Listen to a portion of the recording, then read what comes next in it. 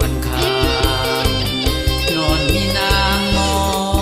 ให้ยากินยาตามสั่งอาการทุกอย่างคืนดีห่างกายเข้มแข็งนางหมอคนดีอายแสนสงเสยน้องบ่ละเลยเหมือนเสยคนเจ็บอ่อนแห้ง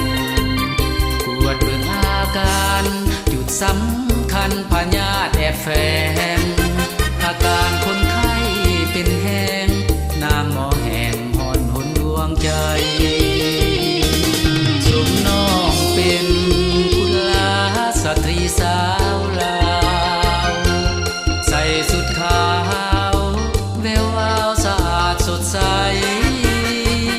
เป็นสัญญาหลักเป็นเอกลักษณ์ทางใจ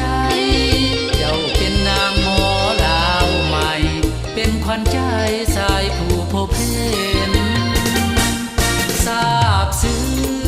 ดวงใจต่ออุดมการณ์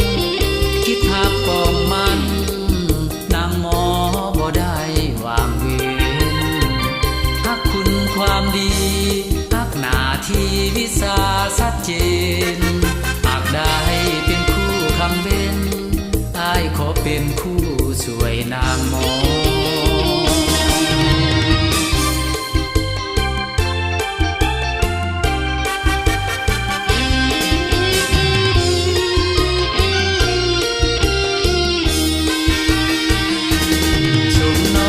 เป็น